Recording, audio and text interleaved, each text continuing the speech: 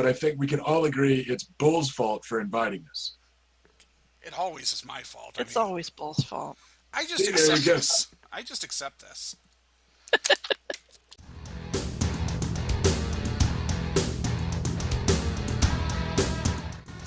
The Bulldrek Round Table is made possible by the wonderful support of my Patreon backers. If you're interested in supporting this podcast or checking out one of the many other projects that I do, please head over to patreon.com/Bulldrek to find out more information.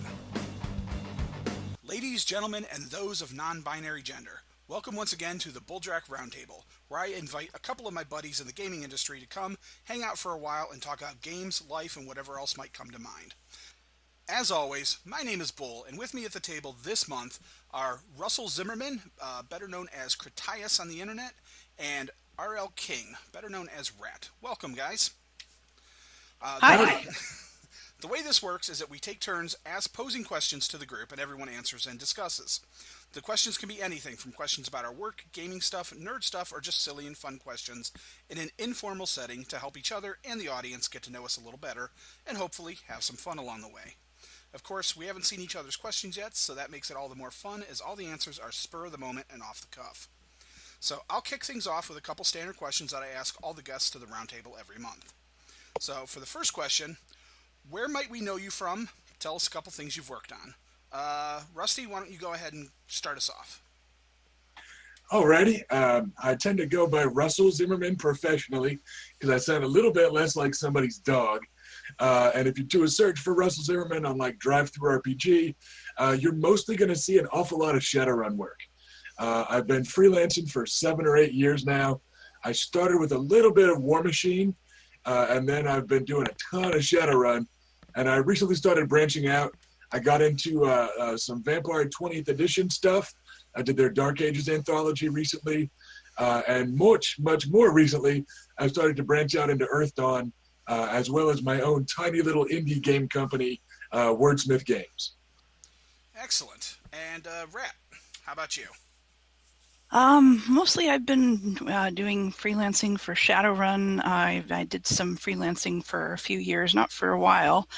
Wrote a Shadowrun novel called Borrow Time, and I also write a indie urban fantasy series called the Alistair Stone Chronicles for the last couple of years.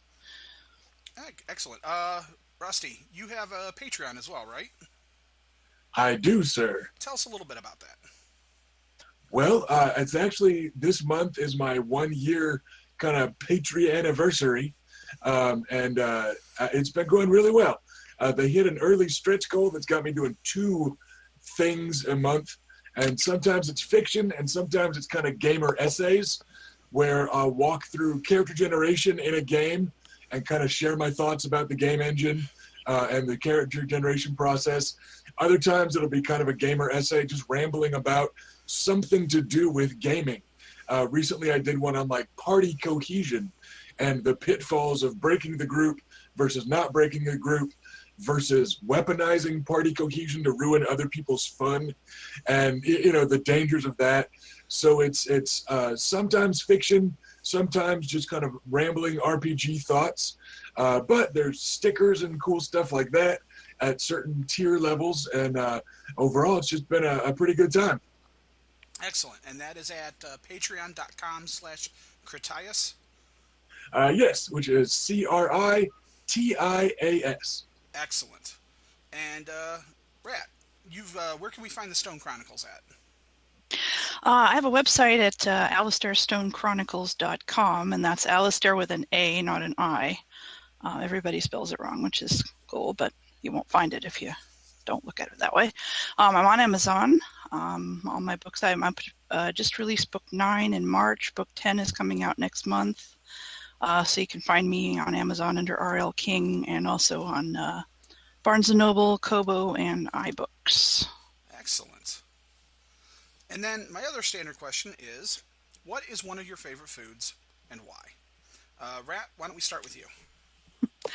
Actually, one of my favorite foods is the reason I was late tonight for showing up, because I was supposed to be here at 7, and, well, we went out to pizza tonight because we do that a lot. And I completely forgot about the fact that we were supposed to be here tonight. But yeah, pizza is like nature's most perfect food. You can put whatever you want on it. Some things are a little weird, but that's okay. Whatever you like. I do And love me some pizza. oh yeah. And lately, I've developed a frightening fondness for caramel M&Ms, which is starting to bother me a little bit because I'm going through them far too quickly. I need to try those. I haven't gotten around to it yet. They're like crack. They're so good. I love chocolate and caramel, so I can only imagine that I will be addicted to those immediately. And of course, we have to answer the raging debate: pineapple on pizza? Absolutely not. Absolutely. Okay. Now, I'm with Gordon Ramsay. No. But are you okay if other people like it on their pizza? As long as I don't have to eat it, I'm fine. You can put whatever you want on your pizza. You can put, axle grease on your pizza if you want, as long as I don't have to eat it. I wouldn't recommend that. I don't think that's healthy. Don't try this at home, kids. But then pizza's not terribly healthy either. Well, so. yes, but I believe axle grease will actually actively harm you, whereas pizza will actively harm you in a very long run, or if you eat too much of it. All right, Rusty, how about you? Well, the good news is caramel is just about the only sweet thing I don't like. So I'm content to stick with regular peanut M&Ms as my bane on the candy front. I guess my most recent kind of favorite food, I'm just going to go chicken tikka masala, in that it's one of several dishes that I always get my first time at that type of restaurant. So it's kind of what I gauge an Indian joint by. And it was the most recent kind of not default Texas food that I've had. So in order to keep from ranting and raving about the great stuff I had at Austin last weekend, I'm going to go chicken tikka masala. Nice. Yeah, that's right. I had Opti on a while back, and I think he mentioned that he's gone out for Indian with you a couple of times. Is it Indian? We've got an Indian buffet joint that's become kind of our go-to.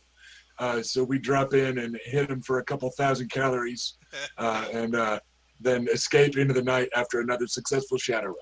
Nice. Yeah, he was talking about how much he likes spicy foods, and that came up. All right. So, those are the standard questions. So now we'll get on with some new stuff. Rusty, why don't you kick us off? Ask a question, and we'll answer it. All right.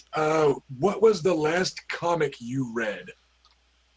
Ooh. Rat, go ahead and kick us off on that one.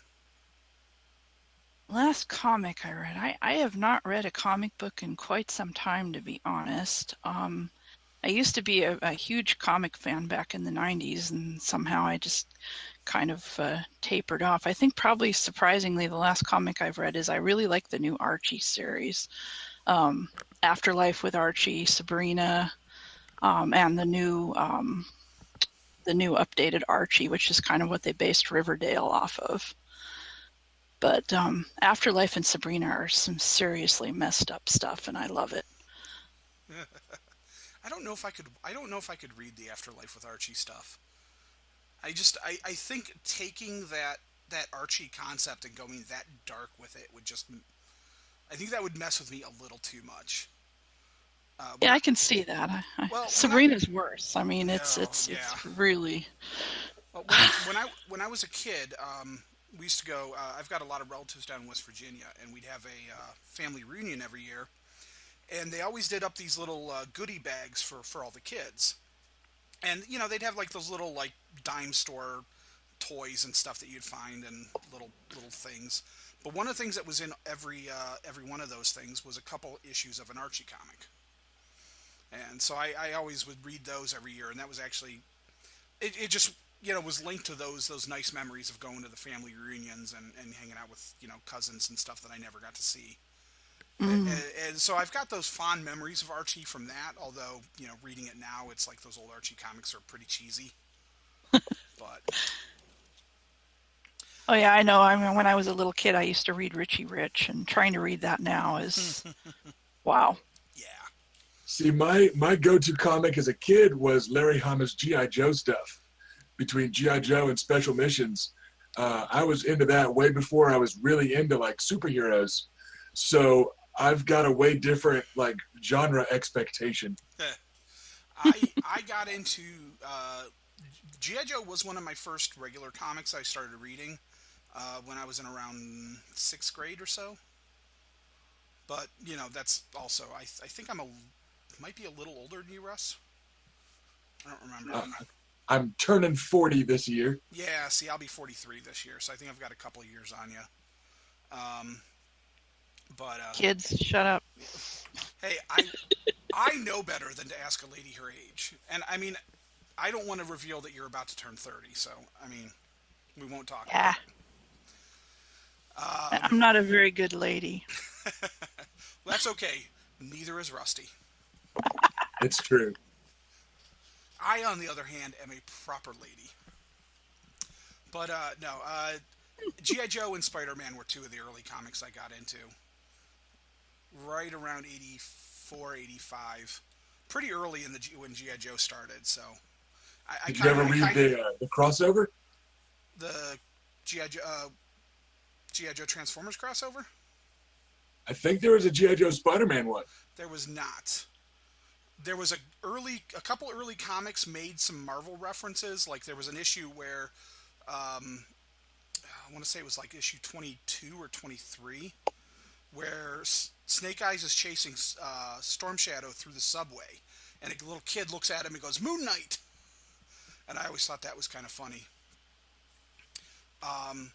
But Spider-Man showed up in Transformers, the original Transformers limited edition.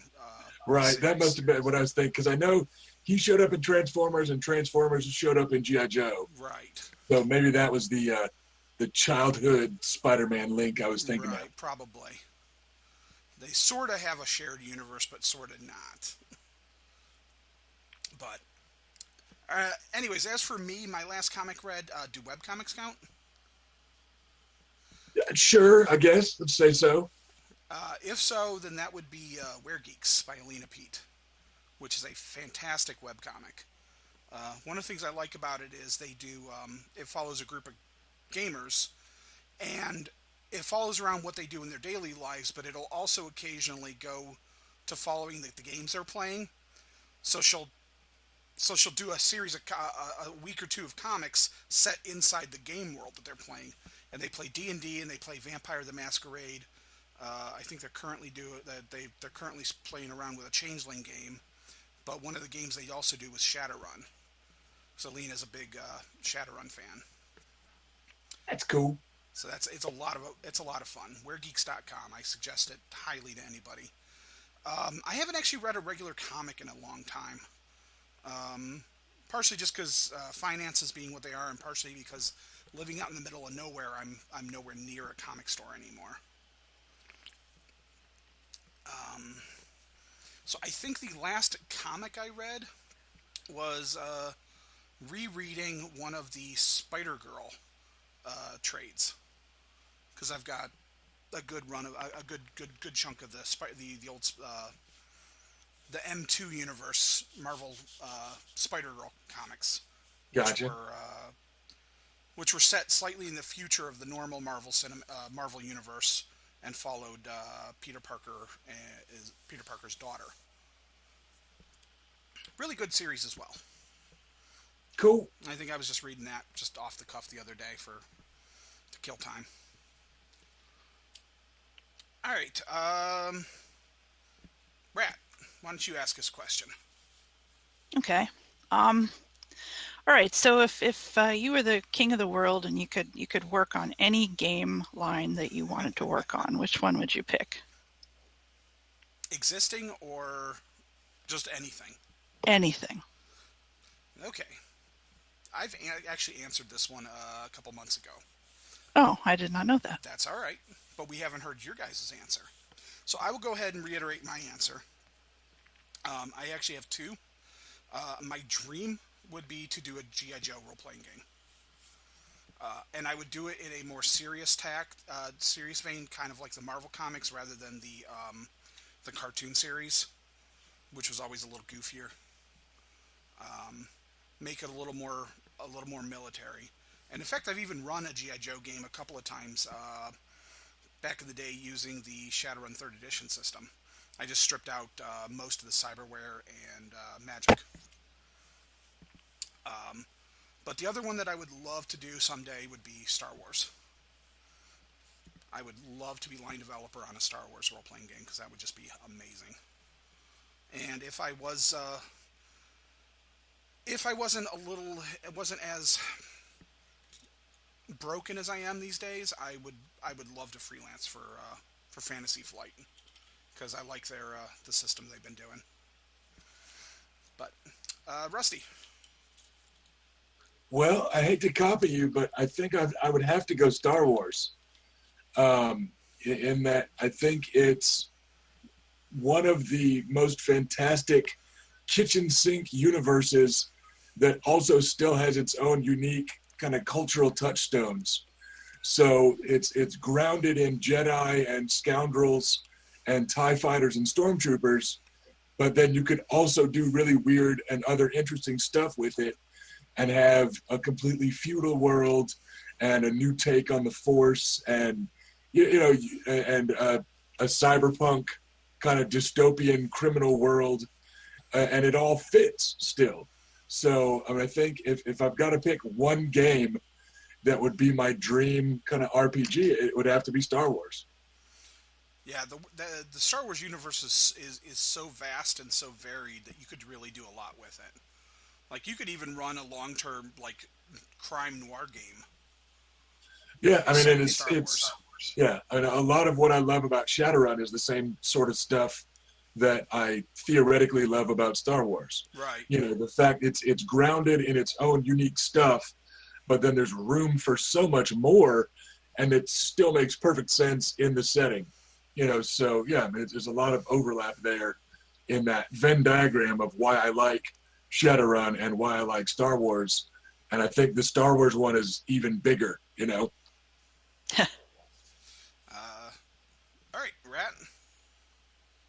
Yeah, I'm not going to say Star Wars. Much as I love Star Wars, I don't think I would work too well on a Star Wars game because I'm not really a sci-fi kind of person. As far as a game that doesn't exist that I would love to have exist, I would love to work on a Harry Potter RPG. There isn't one yet. I'm sure it has something to do with licensing and all that good stuff, but I wish they'd hurry up and come out with one because I'd love to play it. Yeah, I've heard she just refuses to allow it. I heard that too, which is very strange. I think the reasoning, from what I've heard, the reasoning behind that is mainly that she wants to keep a very tight rein over development of the world, and an RPG by its very nature encourages other people to build up the world. Yeah. That's true, although if you set it in a different time period, so it's not during the time when the characters from the books are running around Hogwarts, then it might not be quite as bad. But yeah, I can see. I mean, it's her world. She can say that if she wants, but I really think it would be cool to have a Harry Potter. I don't disagree with you at all. As far as games that exist, well, right now, actually, I'd love to write for Monarchies of Mao. For those that haven't seen it yet, Monarchies of Mao is a brand new game by Eddie Webb. It's set in the same universe as his Pugmire game that he came out with last year, and I believe it's sort of a far future where mankind has died off. Yeah, I think so.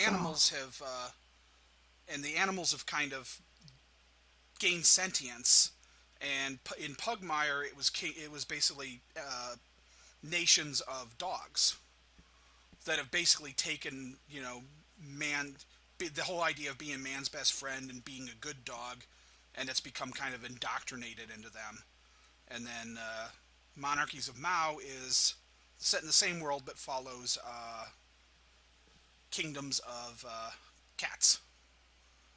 So, sounds really interesting. Yeah, it sounds like it'd be. I mean, I'm kind of a crazy cat person, so it'd be right up my alley to try to. That is currently on Kickstarter. Just went up today. So Monarchies of Mao, and how do you spell? It's already fully funded. It is already fully funded. How do you spell Mao again? M-A-U. M-A-U.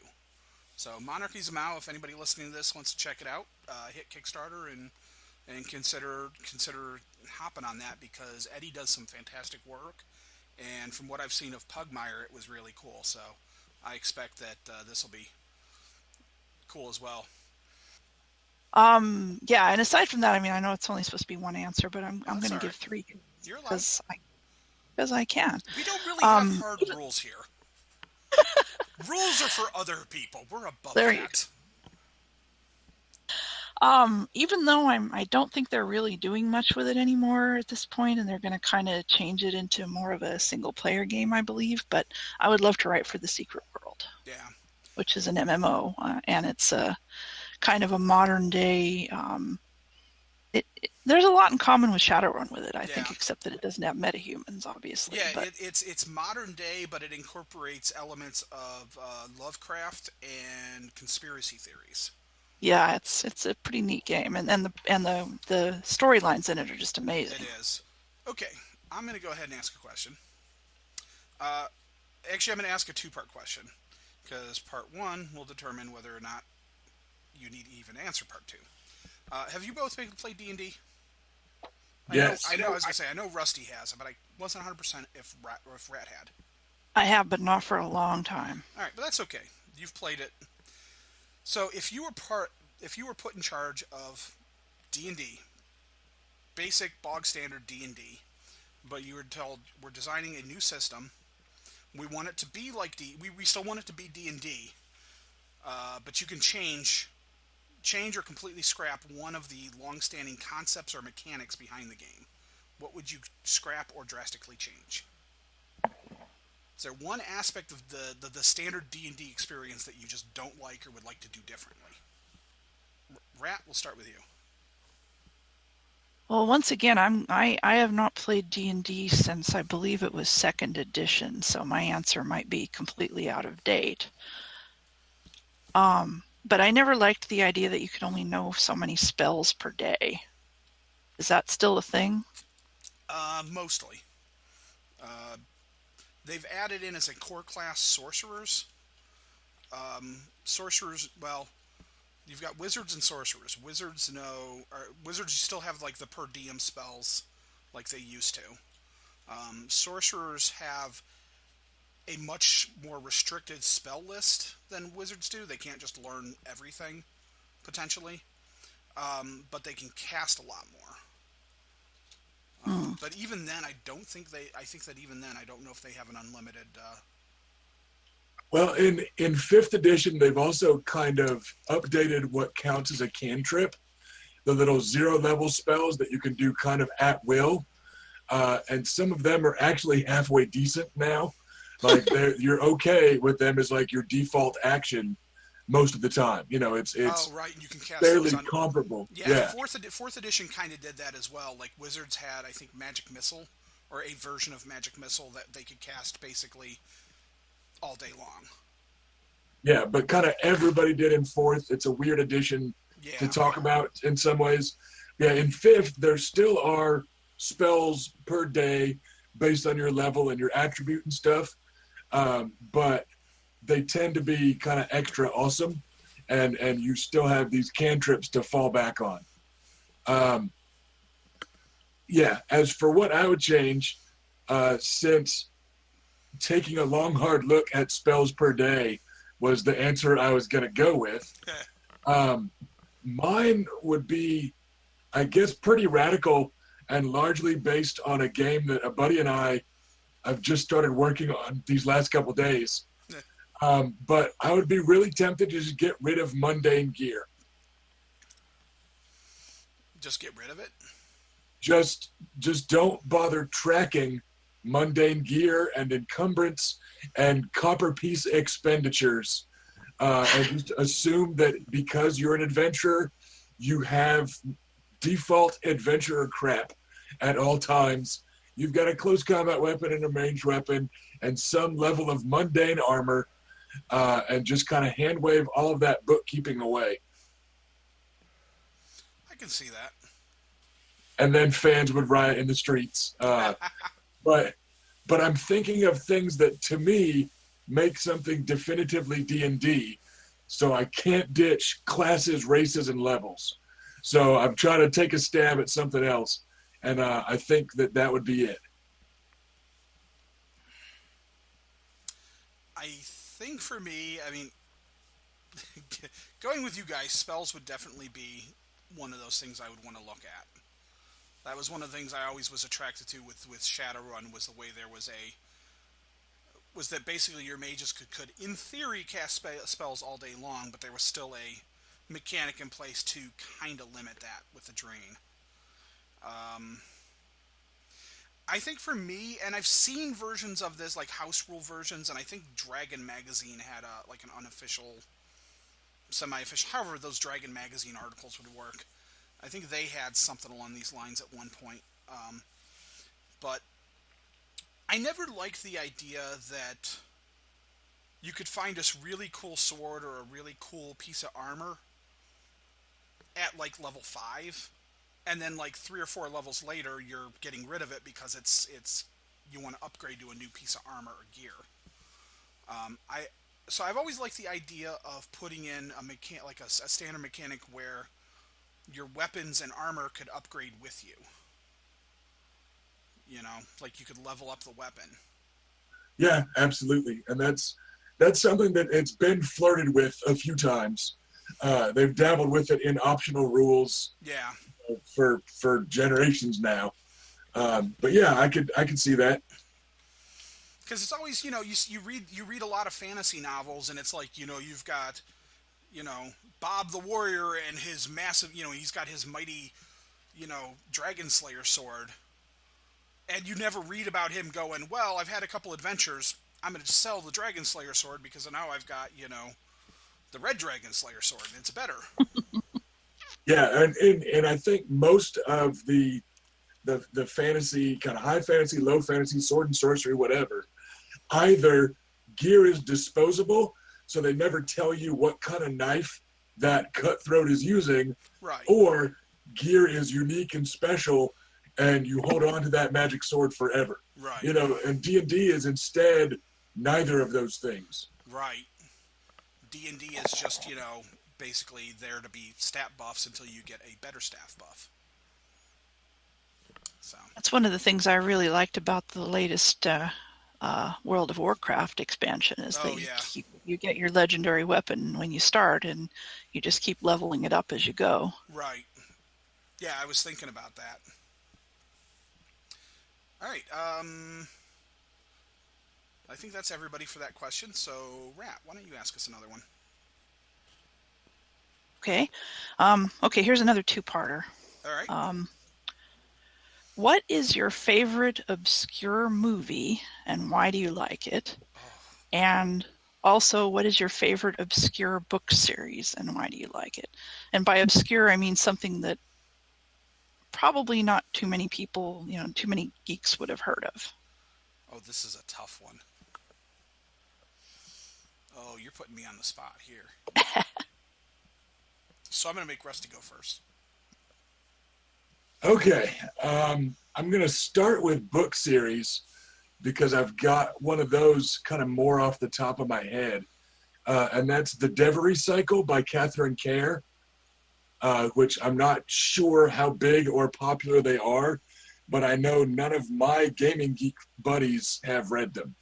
But it's a resurrection-based fantasy setting that follows generations of kind of 3 star-crossed lover type of characters as they get resurrected again and again in this kind of Celtic medieval setting. So it's got strong Celtic trappings to it, but kind of a low medieval tech level. And it's these 3 characters just fucking up each other's lives generation after generation. And each kind of resurrection of them is often trying to fix something that the last cycle did wrong. So in one, you know, this one character was a victim that men fought over, and in the next cycle, she comes back as a tough, grizzled male warrior. And then it's interesting because the 3 characters are perpetually drawn to one another, and you'll get a flash of hatred or affection or jealousy or whatever, and it's just kind of neat. And it's something that you either love or you absolutely drop and cannot stand. But for me, I dug them. I read a lot of them before I was reading Forgotten Realms and Dragonlance and stuff. So yeah, the Catherine Kerr cycle, or the Catherine Kerr series, the Devery cycle, that's going to be my book answer. Cool. I have never heard of that. I'll have to check I into haven't it. either. How about a movie? Well, that one's a lot tougher because I have no idea what counts as non-mainstream Yeah. anymore. And I'm not sitting in the right room to just scan my shelves of DVDs and stuff. So I'm left a little bit more of a blank. But I think I'm gonna go with the movie Spy Games, because you said it could just be a movie, not a series, right? Correct. Okay, yeah, I'm gonna go with Spy Games. It's a Robert Redford and Brad Pitt flick that came out right around the same time as The Bourne Identity, and Brad Pitt actually passed up on The Bourne Identity to make Spy Games instead. And it is a Cold War movie where Robert Redford is Brad Pitt's mentor. He's a CIA guy that grabs Brad Pitt out of the army in Vietnam and is breeding him to be a CIA dude at Berlin in the height of the Cold War and stuff like that. And it's not at all like an action flick. It's very much a drama, a thriller type of thing. So yeah, I'm going to go with Spy Games, Brad Pitt, and Robert Redford. Right. All right. I'm going to. I'll start with the books, because the movie one is. Yeah, I'm very much in the same boat as Russ. As I have no idea what counts as obscure. And the books one's also a little tough because again, I'm not entirely sure. Like I've got. It's gotten to be a fairly large list of books because I'm a very fast reader, which I'm sure you guys are as well. I can just tear through novels when I get in the mood to read books, and I have a collection of novels that I reread on a regular basis. Like at this point, it's every 3 years or so I start over at the beginning of the list, basically. And there's a fairly large number of books on there, and I have no idea if any of them would count as obscure. So I'm not going to use any of those. And what I'm going to do is I'm going to go with one of my favorite book series that I unfortunately have not read in probably 15 years because I lost the books in a flood. And they're fairly obscure and hard to find. They're also really goofy and cheesy. And that is the Photon novel series, which was based on there was laser tag, and there was also Photon was another company that did laser tag type games, and they actually had arenas and stuff that you could sign up for and play at.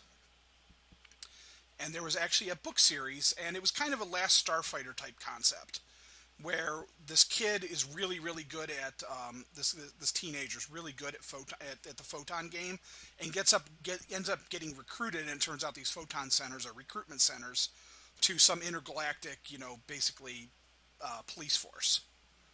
So he gets drafted into becoming this Photon warrior in space. And it was written by Peter David. Oh. Under the pseudonym David Peters. Because apparently he didn't want to put his real name on it. Plus, these came out back in like 1986 or something like that. They were really goofy and cheesy, but I always thought they were pretty cool. And I liked them when I was a kid, and I would still reread them on a semi-regular basis. And unfortunately, they were in storage in the garage a number of years ago, and we had a really bad rains, and it flooded in the garage, and it trashed a whole big bunch of my books, and I lost them all. Oh. That's a bummer. But I'm fairly certain I've never encountered anybody else who's actually read those books. So, I remember the game, but I didn't know there were any books. yeah. There was that. There was a cartoon. They actually they were really big for a couple of years. But yeah, there was novels as well. So, anyways, as for movies, that's a tough one. Because, like I said, I don't tend to watch obscure stuff too terribly often. Um, so I have no idea. I know I like a lot. There's a handful of movies that I like a lot that are considered cult movies, but that in and of itself indicates there's at least some fan following for them. Like I'm a huge fan of Empire Records, but that's got and I know it did terribly in the box office, but it's got a pretty good sized cult following these days. So I have no idea what I could pick for that. So I'm gonna pass. Oh, okay. Because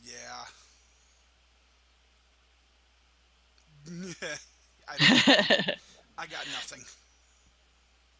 All right. Sorry. Well, so now you get to answer. get to answer. Okay, my favorite obscure book series is something that I discovered when I was in, I believe, junior high. It is called the Sim-Gen series by Jacqueline Lichtenberg and later by Jacqueline Lichtenberg and Jean Laura. It's a series that's set in the distant future of Earth where humanity is mutated into two different sides. This one side is called the Sims and the other side is the Gens.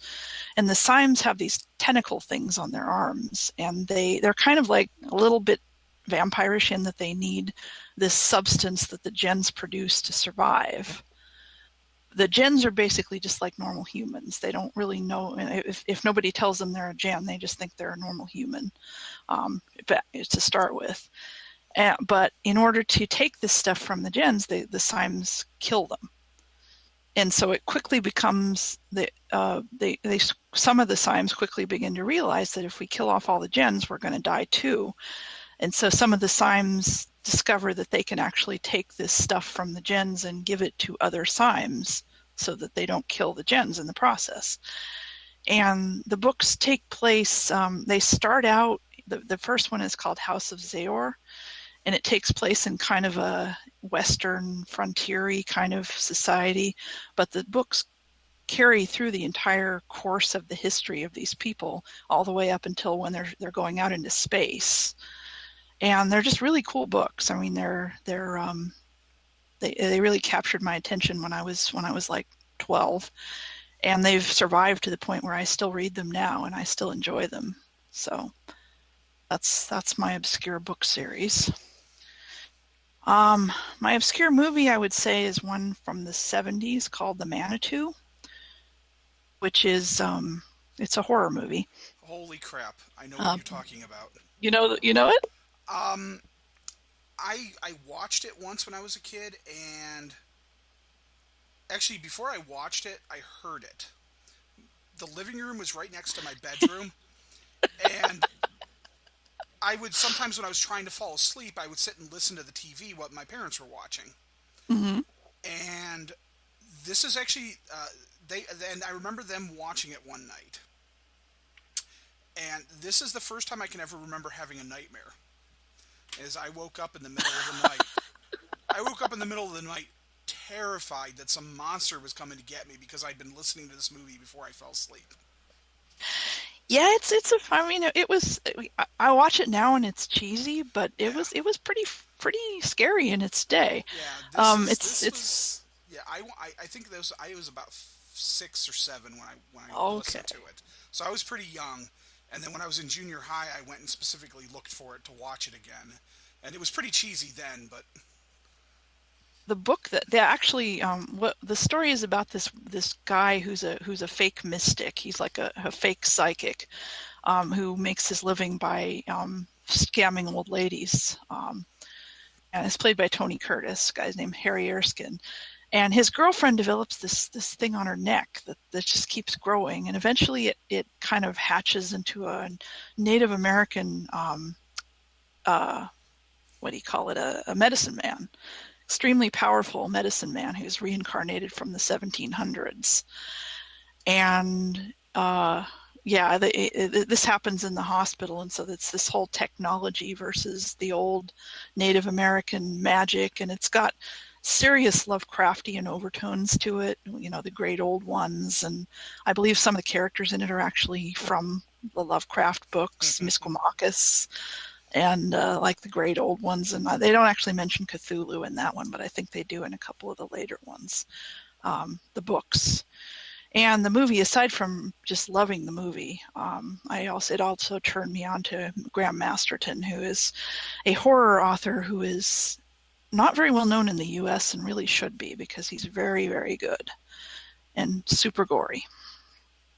Makes Stephen King look kind of tame by comparison as far as gore goes. Stephen King's never really been a big gore guy, for the most part. He can be. He can be, but that's not really his focus. That's true.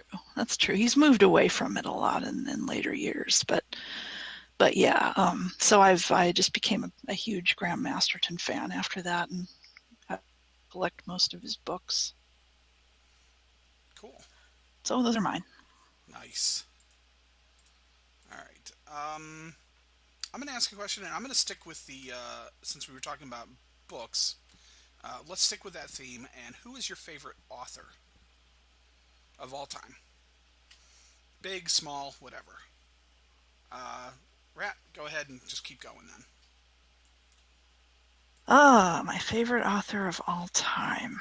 That's a toughie. And you can't say yourself. Oh, I wouldn't say myself. I'm pretty sure no author would. I'm not sure I would trust an author that said them. I think probably it would have to be a tie between Stephen King and Graham Masterton, because I love horror. I love good horror that's not that has some to it. I don't like the kind where everybody dies at the end. And I really like Stephen King's combination of kind of adding pop culture and bringing horror into kind of the real world, so to speak, rather than, Gothic mansions and that sort of thing. Yeah. I like it the same way I liked, what Stephen Spielberg did with things like E.T. Just the suburban Poltergeist, kind of the suburban weirdness sort of thing. Yeah. All right. Yeah. Rusty. This is really hard. Like nigh impossible to answer hard. But I guess by various definitions of favorite, I'm going to go with the one that I think has influenced my own writing the most. Instead of trying to think big picture of like who changed the world the most, or who defined a genre, I'm going to go with the one that every time I read his stuff, I realize how much it shaped what I expect from a book and how I write. So I'm going to go with John Steakley, who actually only has 2 novels. It's Vampires and Armor. And I prefer Armor, the by far less famous of the 2. But I read Armor every 2 years or so. And every time I see some quirk of how to write a frantic fight scene that I copied, or I realize again how much he shaped my expectations for a first-person narrative, and the ability to jump from a first-person narrative to third-person in the same book as means of tracking different characters, and stuff like that just every time I read it, I am really bummed that we moved when we did, because it turns out he is from Cleburne, Texas. And you actually see Cleburne, Texas in the movie Vampires, which was based on his book more or less. Oh, But that's yep, the James Woods. yep, Jane Wood. It's the vampire hunters that work for the church. That's the one of his books that made it much bigger. But I much prefer Armor, which is a powered armor military sci-fi ant war type of thing. It was him deciding to try and write Starship Troopers as an adventure story instead of a poli-sci treatise, basically. But he was from Cleburne, Texas, and he passed away like within weeks before we moved to Cleburne, Texas. And I was planning to track him down and shake his hand and get a signature and say thank you and, all this fanboy stuff. Because for a guy with as little published as he had published, they're just, to me at least, just absolutely seminal works. Nice. So you're going to make me sound really shallow. No, If I you don't. say Zarnecki, I'm leaving. No, I was. I really liked Red, but or Crimson, but no, not Zarnecki. I was gonna say you, but no, now I'm not. No, no. For me, I would have to say one of them is definitely Stephen King. I fell in love with his stuff when I was in junior high, and like Rob, like Rat says, is it's the way he uses basically like small town that um, small town Maine settings for a lot of his books and stuff, and it gives it it grounds the horror of it a lot. But I also really like the way I really like the way he describes things. He's got this really like real simple style of writing to way he describes things, but it's very I'm not sure how to describe it. Very visceral, maybe. Yeah. It just comes off very, very natural and very grounded, rather than He's high. not pretentious. Yeah, I guess that's it. It's simple, but it works really well because of the simplicity. And I actually think that actually ends up playing into the horror of some of the scenes more, because rather than describing everything in these giant $20 words, he's using these little simple phrases that are just really familiar. Yeah, it's Yeah. not flowery kind of old school Cthulhu stuff. He writes in a very matter of fact fashion. Yes. So he's always been one of my favorites. And then a couple of the other ones, like I've got a number of authors that I like very specific books of theirs, like Margaret Weiss and Tracy Hickman. I love the Dragonlance books that they did. But while I like some of their other stuff, it doesn't catch me as much. So I can't say that they're like favorite authors. I enjoy their work quite a bit. But two others that I would name would be Raymond Feist with his Rift War series, which is just a really fun fantasy series, and David Eddings and the Bulgaria, the Malorian, and I'm blanking on his other series. He had several, but those are some of my favorite authors right there, just because they were good, just casual adventure stories for the most part. Again, they didn't get too fancy with it. It wasn't like Tolkien where it was very grandiose and overblown. It was always a lot more just simple, and the concentration was on just telling a fun story rather than creating a world and a masterpiece of a story. I'm a very Gotcha. simple reader, I guess, is what I'm saying. Which, like I said, makes me sound a little shallow, I think, at times, but I don't feel bad. I'm the same way. I'm not a fan of flowery language usually. yeah. I like what I like, I guess. All right, Rusty, I think it's your turn to ask a question. Yeah, I think I kind of got skipped for a round, but I was okay with that because I'm having trouble thinking of stuff. I was going to say, what was the last movie you watched? But that's just going to be really hard to answer without being full of spoilers and stuff. Yeah. So instead, I'm going to go with what was the last board game or card game you played? Okay. I'll answer first since I haven't answered first yet. For me, it was the Dresden Files cooperative card game. Nice. Yeah, we played a game of that. We played 2 games of that last Friday, actually. We played one because it comes with a number of book decks, basically a number of obstacle decks that you have to get through based on the various books. So we played through the 3rd book, which I think was it was the one with the vampires and the Red Court. Yep. I'm trying Blood Rights? Yeah, I think that was it.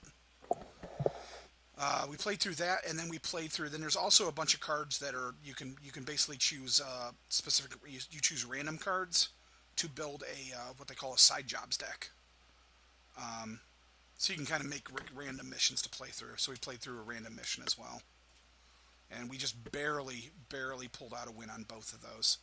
It's a fun little game though. Yeah, we quite liked it. One of my buddies kickstarted it. He went all in and got all the characters and stuff. And it was a good enough game. We played it as kind of a pickup game for a few weeks. And we've started up a Dresden Files RPG campaign. Largely based on how much we enjoyed the card game. And it was enough to kind of get people back in it. Nice. That's cool. Yeah, I have that game. I haven't played it yet, but I'm looking forward to it. I'd really like to play a Dresden Files RPG, but I don't like Fate. Yeah, I would really like to play as well, but it's one of those games that I think you have to have the right players for. Oh, yes. I think Fate, yeah. The Fate system in general is like that. Well, but I think Dresden Files even more so. Yeah. Is there time for a horror story? Sure.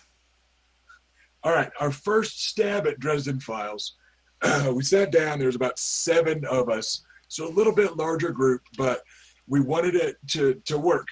And the first 2 steps of character generation in the Dresden Files RPG are actually creating your city.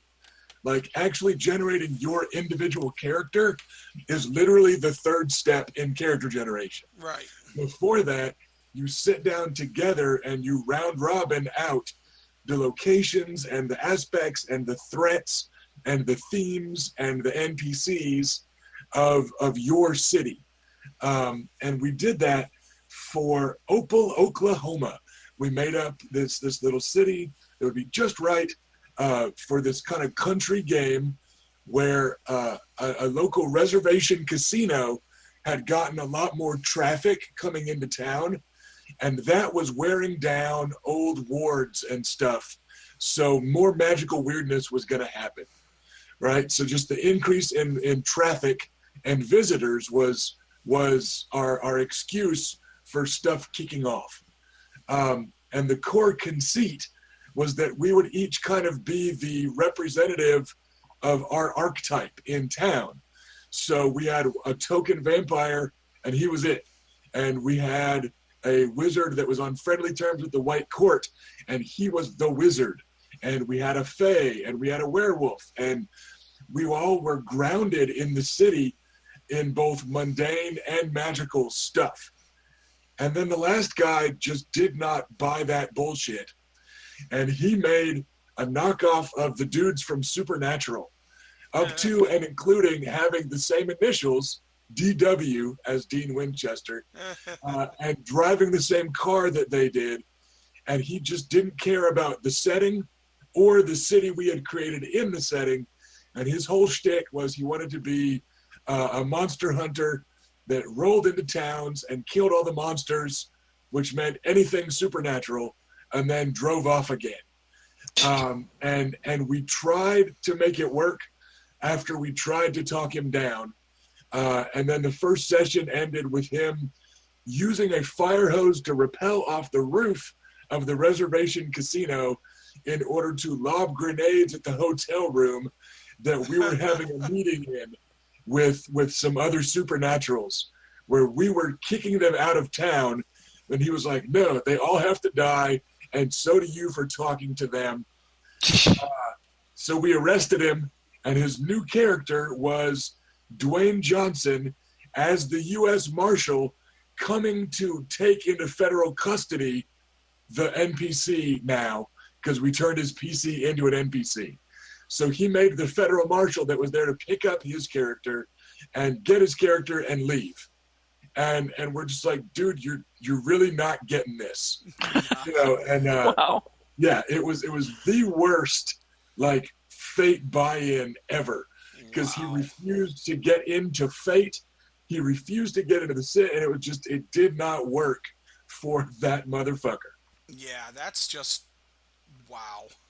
Yeah, it's my go-to story of player and game not being on the same page. Wow. Yeah.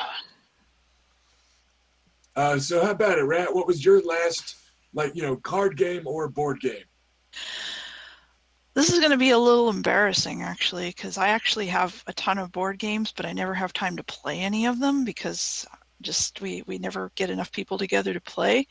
So the last board game I actually played was Potion Explosion, which is a fun little game where you have it's got like a little hopper thing with marbles in it, and you have to the object of it is to make different potions. It's kind of a silly game, but it's kind of fun. I read a review of it a while back, and it looked really neat. Yeah, I mean it's kind of cute with the marbles and everything. It's got a little bit more to it than some other games, as far as the tactile experience. And it's basically Candy Crush the game, I think. But I don't know, it was kind of fun. We have to drag out some of we have a bunch of board games that I've bought over the last couple of years. Like I want to play Cthulhu Wars, and I want to play Pandemic Legacy and all this stuff, and we just never have time.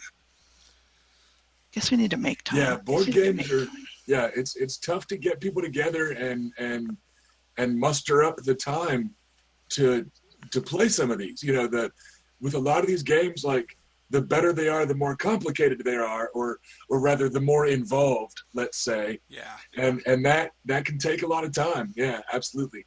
Yeah, that's my biggest problem, is that there's just not that many people out here to play with, and I just don't get the time to get together with people. Yeah, yep.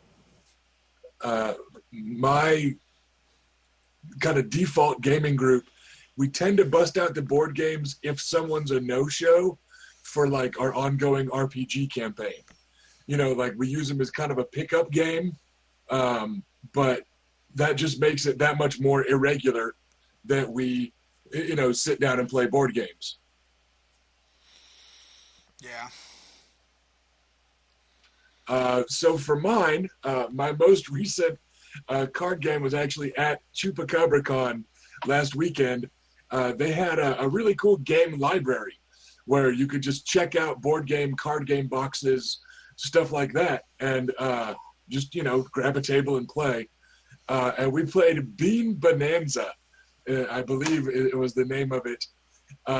We had an unexpected guest from out of town.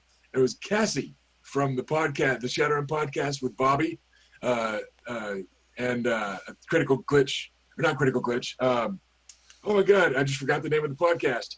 Bobby Frankenberger's podcast. Oh, Critical Role? No, not No. No. I'm a terrible friend. Yeah, I'm blanking on it too now. And it's all your fault. It is. Hold on. That's fair. Let me look it up. But anyways, Cassie and a couple of her friends were in town, and we were hanging out, and we had some time to kill, and she talked us all into playing Bean Bonanza. And it's a really interesting and weird little game. You're a farmer trying to farm different types of beans. And one of the strangest things about it is that you are not allowed to rearrange your cards in your hand. And that was miserable because in any other game of any stripe, I want to rearrange my cards in my hand. And in this one, you had to play the card that was in the front of your hand every turn. And the only way to move that was to trade with people. But if you let somebody trade with you, you had to immediately play the card they traded. So it was just this really bizarre interaction of scheming to try and trade with somebody to get a card you wanted, but at the same time, having to get that card at the right time because you had to play it right then, and then only trading with them certain cards because you didn't want to mess up the order of your hand. And it was just a weird little game that was really triggering a lot of OCD at the table, I think. But yeah, there you go. It wasn't a super cool geeky game. It was just this neat little card game that we got into with 5 of us over the weekend as a way to kill some time. But kudos to Cassie for making us try something new, and kudos to ChupacabraCon for having this, free game library so we could try something weird.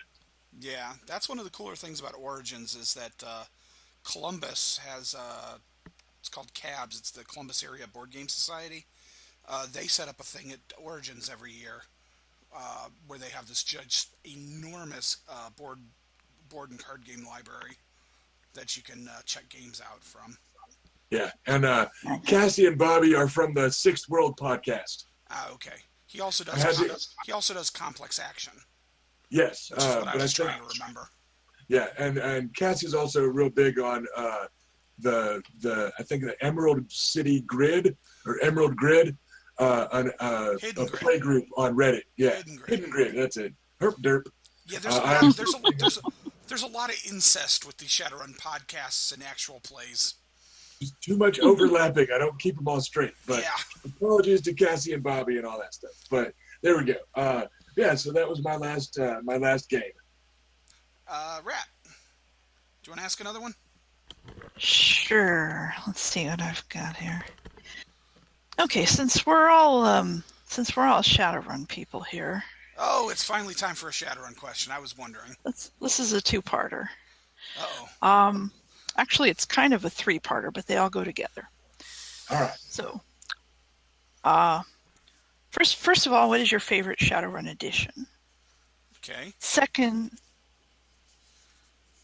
what do you like the most about Shadowrun? What aspect of it do you like the most? And third, what out of all the years that Shadowrun has been out, what is your favorite plot line in the canon? Well, that's easy. Okay. Rat, who do you want to answer first? Oh, Rusty sounds like he's ready to go. All right. I'm gonna ignore the pure loving nostalgia factor of first edition, and I'm gonna say that third was my favorite. And that's in part because it's probably the one that I played the most and the most deeply, and in part because it was while playing Shadowrun 3rd Edition that I met my wife. So, kind of got some fond memories there, and I owe 3rd Edition Shadowrun kind of a lot. The next up was my favorite thing about Shadowrun, and it's got to be the diversity of the setting. I kind of mentioned this earlier with Star Wars, but in Shadowrun there are certain things that you expect in a Shadowrun story that are kind of unique to Shadowrun, like the specific meta races and archetypes and mega corporations and stuff. But the thing is, in Shadowrun, as I described it to someone at Gen Con last year, you can make an entire party of Keanu Reeves characters, and they will all fit into the game perfectly well. You can have Neo from The Matrix, John Wick, guys from Bill and Ted, dude from 47 Ronin, or 43 Ronin, damn it, now I forgot. But, it's the only game where you can have every Keanu, his SWAT trooper from Speed, right? You can put all of them in one game. Johnny Mnemonic, They're on the same party. I'm gonna interrupt for Right? just a second Go ahead. because this is actually something that came up a couple episodes ago when I had Opti and Whack on, and that's that I have had in my head a Shadowrun-ish story for probably 15, 20 years now that I've never written because I don't think I could actually do it. But it's a Shadowrun story I want to run, and it's called Bill and Ted's Excellent Shadowrun Adventure.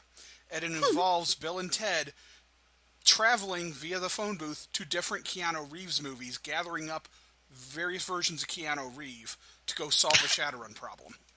Right. So it's exactly the example you're using.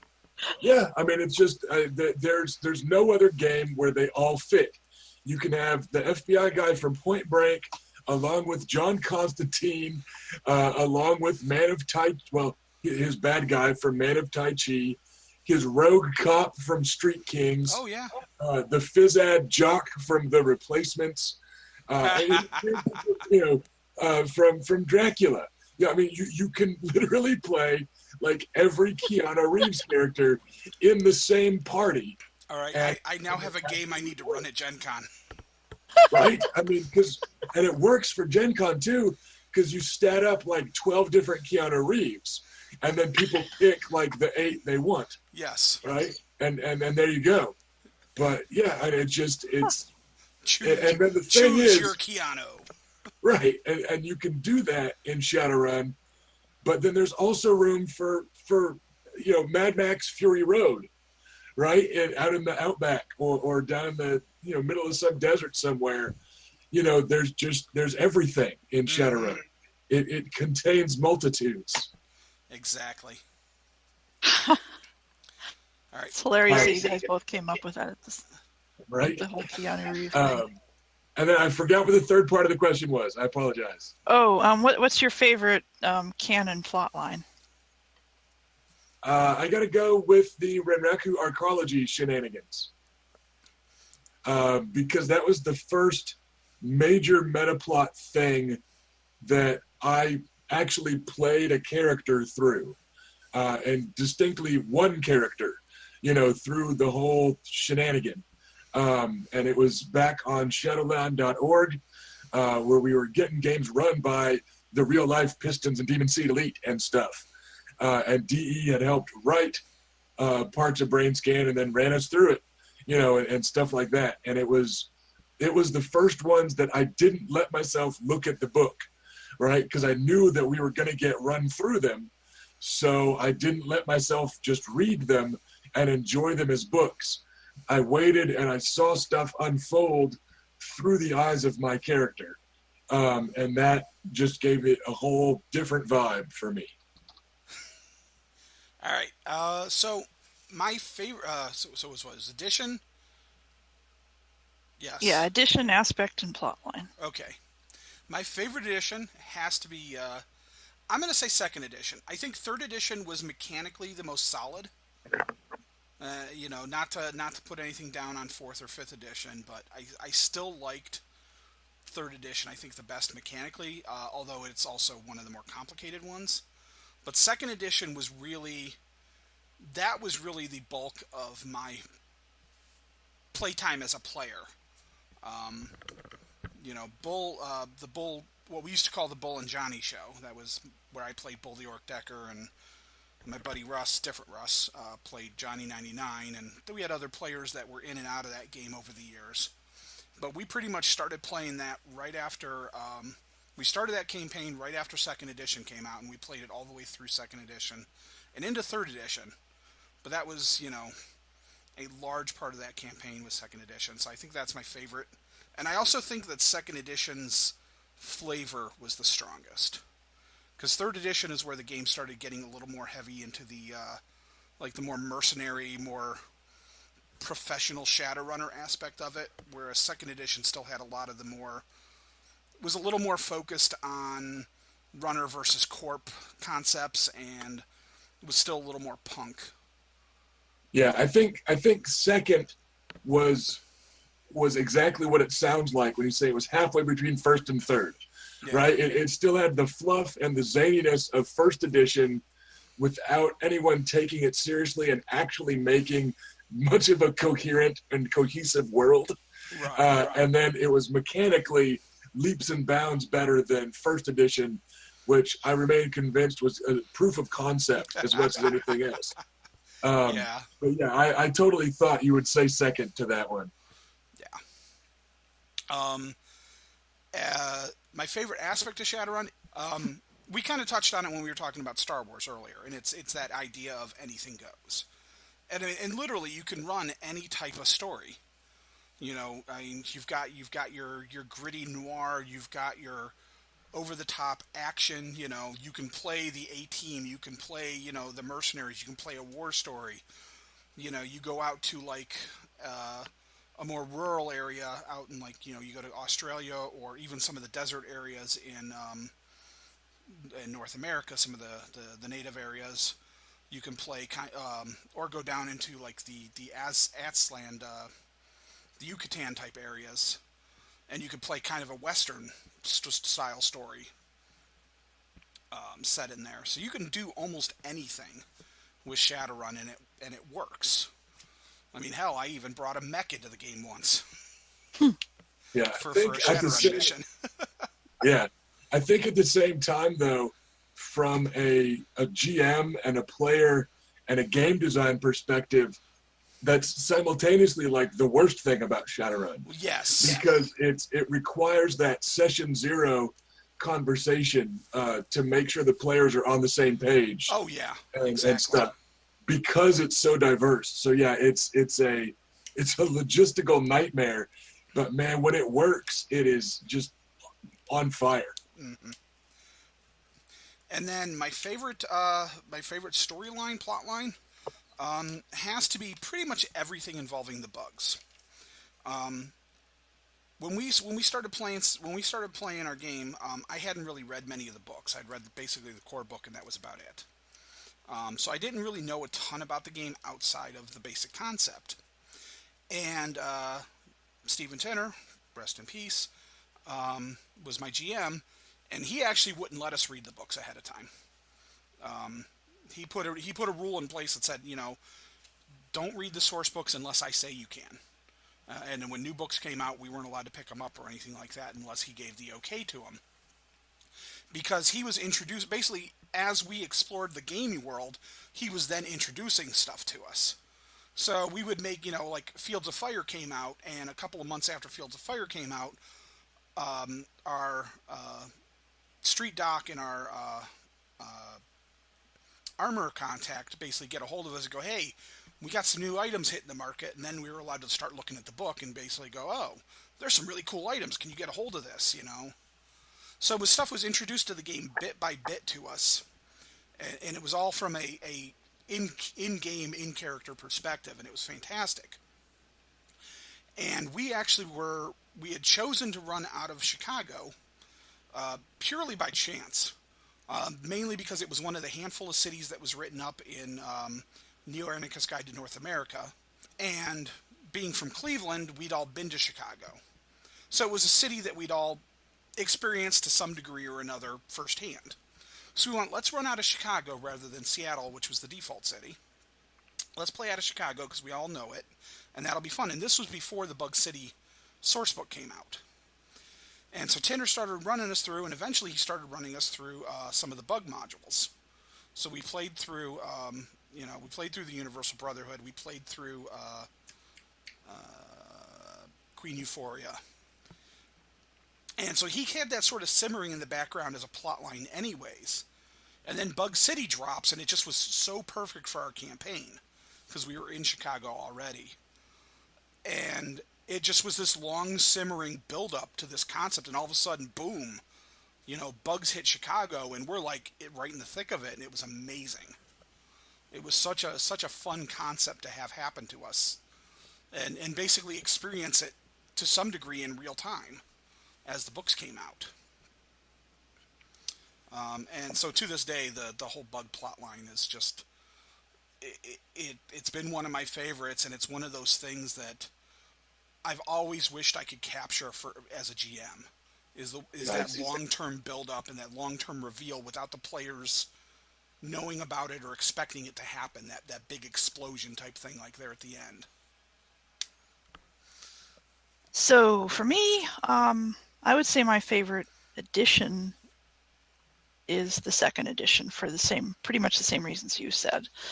Um, I'm definitely much more of a story person, a fluff person than a rules person, and I like the fact that there was, like you said, there was a lot of story, a lot of things happening in second edition. Um, it was kind of before I started seeing how the sausage was made, because I was, it was before I got involved in freelancing, so I had no idea what was coming. And it's really cool knowing what's coming, but it's also, when you're playing, it's maybe not quite as cool, because then nothing surprises you. I still remember when I heard Dunkelzahn got killed, and I was Oh genuinely yeah. shocked.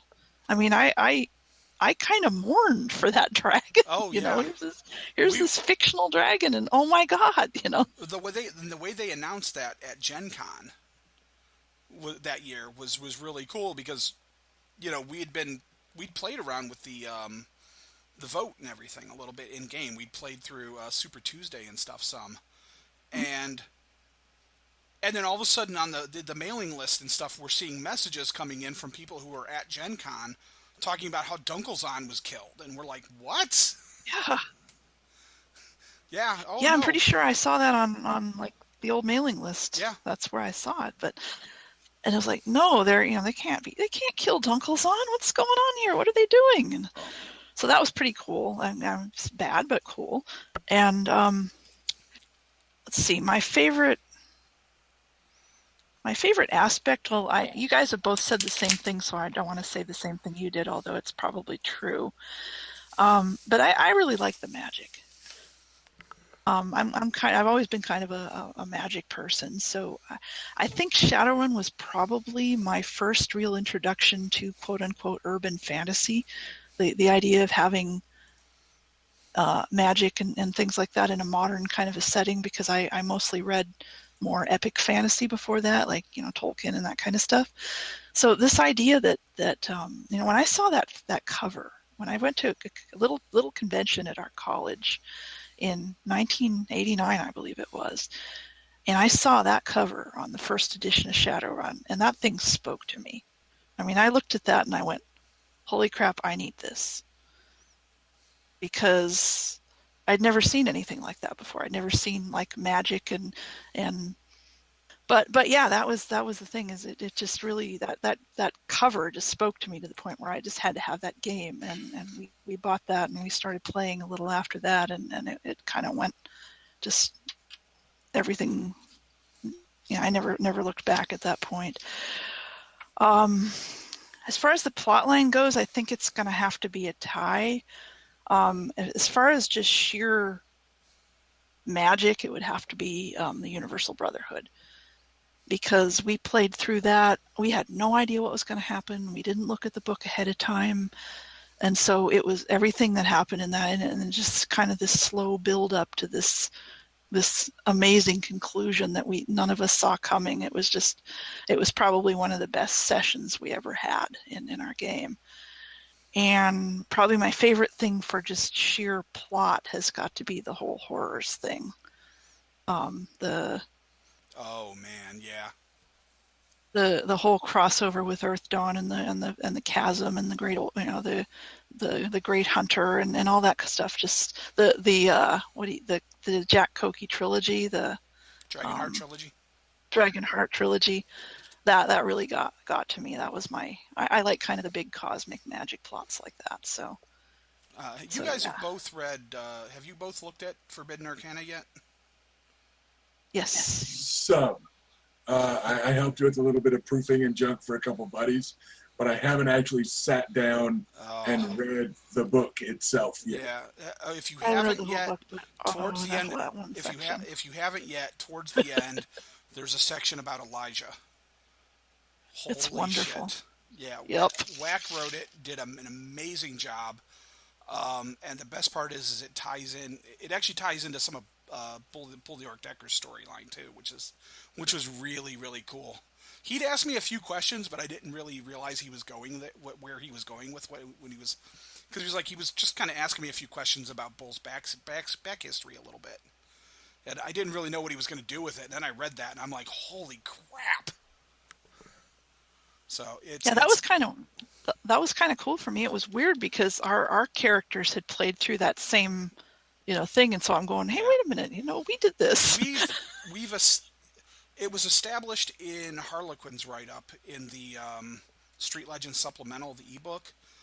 We kind of sort of established that Harlequin's done that a few times. So Bull's not the only one. Bull's not the only one that's done that adventure, basically. I gotcha. And actually, and I think officially Bull's is actually the one that went off the rails, because normally nobody has to sacrifice themselves.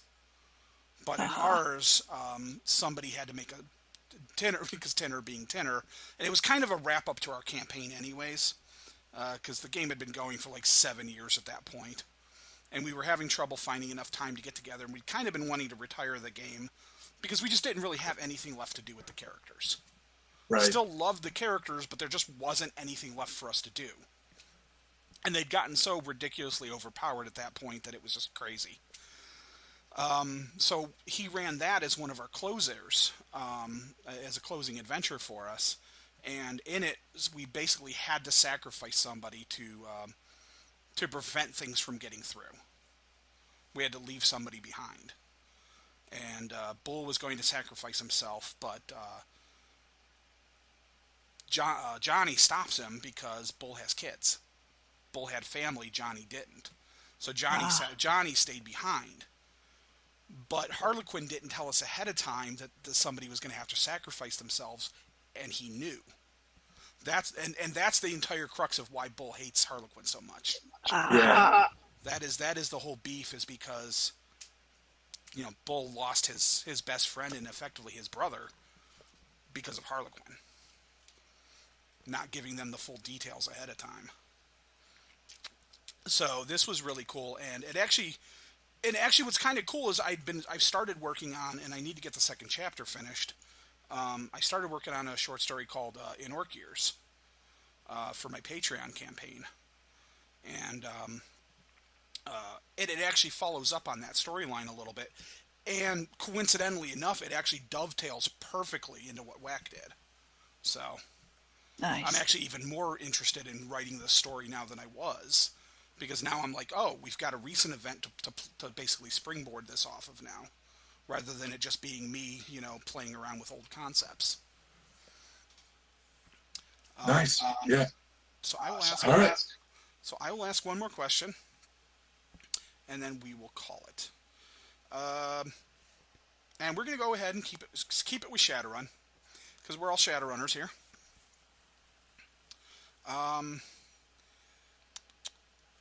So we talked about authors, and we've talked about Shadowrun. So let's combine the two. What is your favorite Shadowrun novel, and why? Rusty, let's start with you.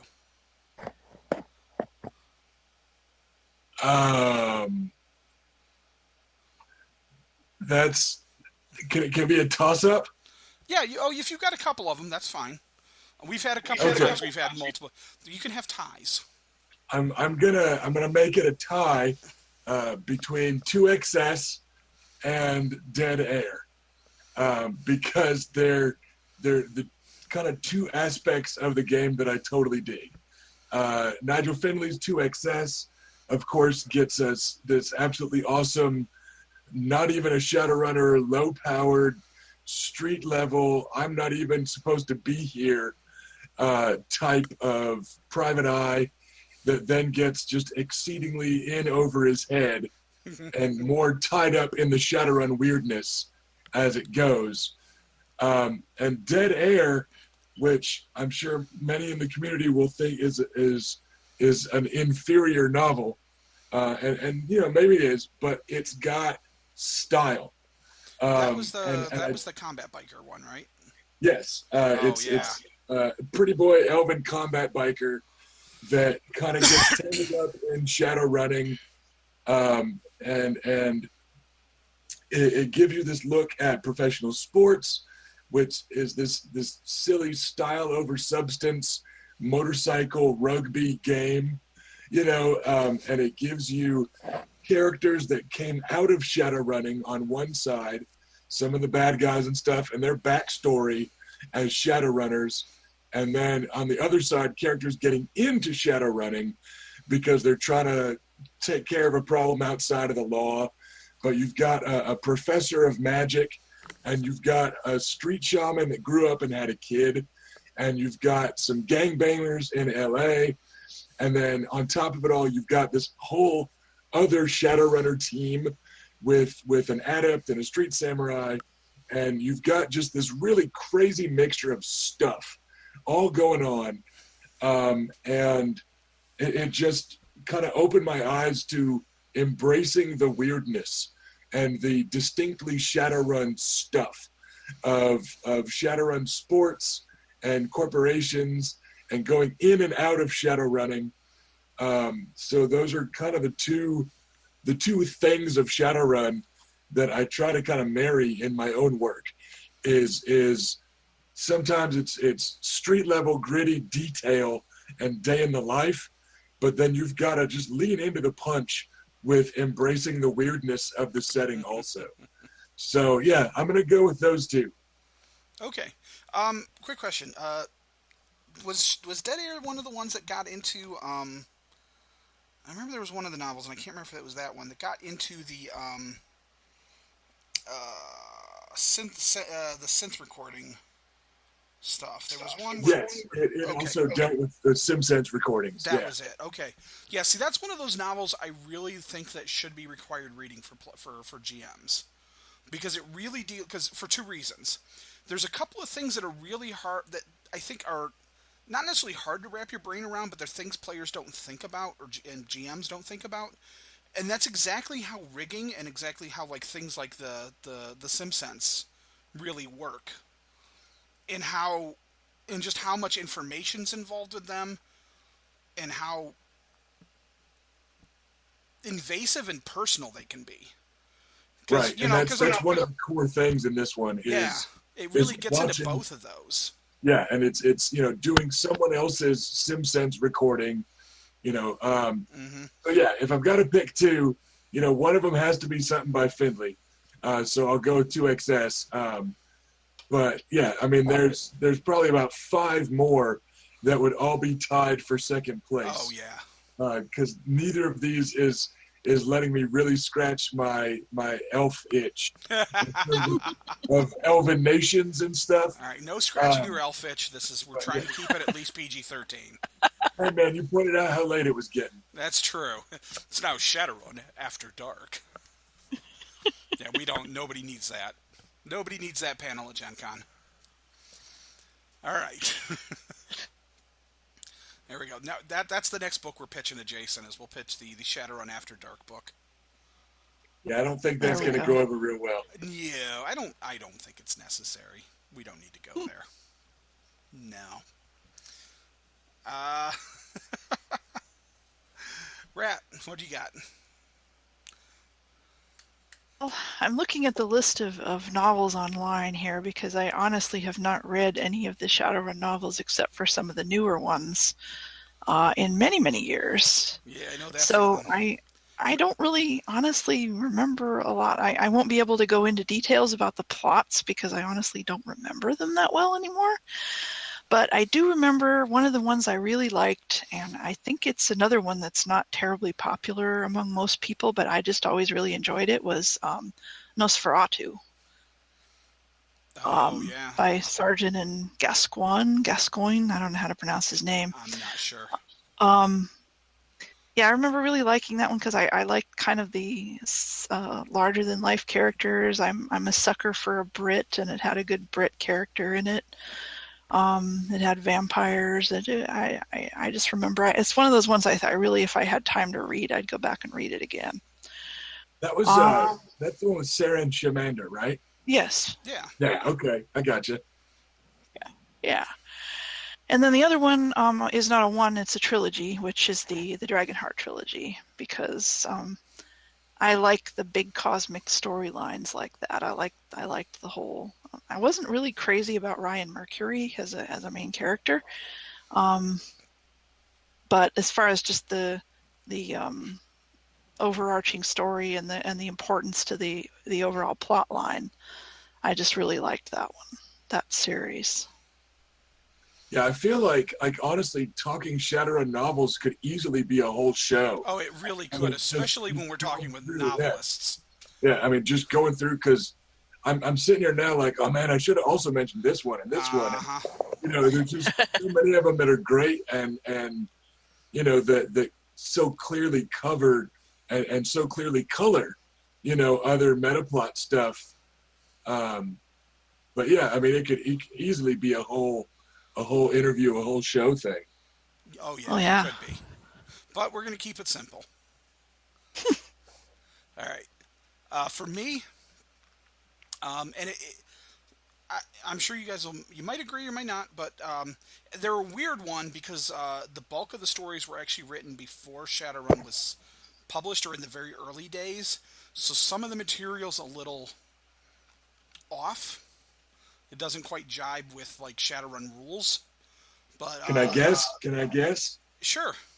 Is it Wolf and Raven? It is Wolf and Raven. Yep. By Mike Stackpole. I actually read those before I read most of those before they were compiled into the Wolf and Raven novel, because they appeared in like Challenge magazine, which I think was there was Challenge magazine. I think White Wolf had their own magazine, and there was one or two others, and these were published in those originally to sort of hype Shadowrun in the very, very early days and before Shadowrun was released. So like I said, some of the stuff about how Wolf works doesn't really fit with how the Shadowrun rules ended up being, but they're a lot of fun, and they have so much style to them. They're a couple of my go-to books for if I ever want to have somebody read something and go, this is what Shadowrun was when I started playing. Yeah, and it was always weird because, like I said, they were written so very early, but then the way the Shadowrun novels were released and numbered, they were like number 32 or 36 or it was dozens of books into the series. Well, that's because they were basically they were unconnected short stories for the most part. Right. They just had the same characters that were released in the magazines. And then there was enough demand for those because the magazines were so hard to find and so random. There was enough demand for those stories that FASA finally collected them all into a novel. Right, and that's but it's something that throws a lot of people off. Yeah, because it comes so late in the thing, and then they're like, this guy doesn't even know the rules, or whatever. And you're like, hey, listen, kid, like just calm down here, But yeah, they're another solid choice for damn sure. And I'm also going to name a series of stories, another set of stories by Mike Stackpole that are not actually Shadowrun, but they're very, very good Shadowrun stories regardless. And that is the Fiddleback trilogy for Dark Conspiracy. It was like evil ascending, gathering evil ascending, and evil triumphant were the name of the books. And they take place in Phoenix. And they're set in the Dark Conspiracy world, but a lot of the stuff to them really fits Shadowrun really well. And I think they're also really good stories if you ever want to get a good Shadowrun vibe. But I'm going to toss one more Shadowrun book out as well. Well, a couple of Shadowrun books. And that is Mel Odom's Jack Skater novels.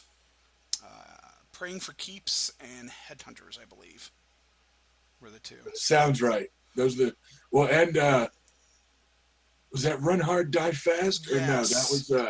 No, that was Odom as well. Yeah, I know it was also him, but I don't think it's that. Yeah, it's not. It's not Jack Skater. It's got the Decker from Skater's team. is one of the main characters in it. Right. And then it's got a group of other characters. It's got a couple characters from other novels in it. But specifically, Praying for Keeps and Headhunters are the two that I always like them because they were a very prototypical PC Shadowrunner team. You read those and you could actually picture a lot of those characters as characters at a table playing Shadowrun. Right, and I think it's something to strive for with this type of work, because part of your job when you're writing a novel for a game is writing a novel, yes, but for a game, so you can't just name drop a couple cities and a couple races. Like, to an extent, I think it should feel like the game, and those ones were definitely like that. They definitely had that vibe going. Yeah, they're not necessarily. I mean, I like Mel Odom's writing, but they're not necessarily the strongest Shadowrun books, and they're not necessarily the best written. But I think that for that, just like I said, that just straight Shadowrun vibe, they're really good for getting a grasp on what a team dynamic could be like. And because a lot of books you have like one character and then he's hooking up with some other characters, but they're not like a standard team. They're basically getting together for as opportunity or because they're forced to. It's basically that's very, very plot driven, whereas these were team driven with a plot behind them. Right, absolutely. Well, excellent. All right, ladies and gentlemen, thank you for listening in. This has been the Bulldrek Round Table. I'd like to thank my guests, R.L. King and Russell Zimmerman, for coming in and joining us at the table and shooting the breeze for a couple hours, answering some stupid questions, and hopefully having a good time. Thank you for inviting me. And all right. Well, thanks a lot, folks. You have a good one, and we'll catch you next month at the table.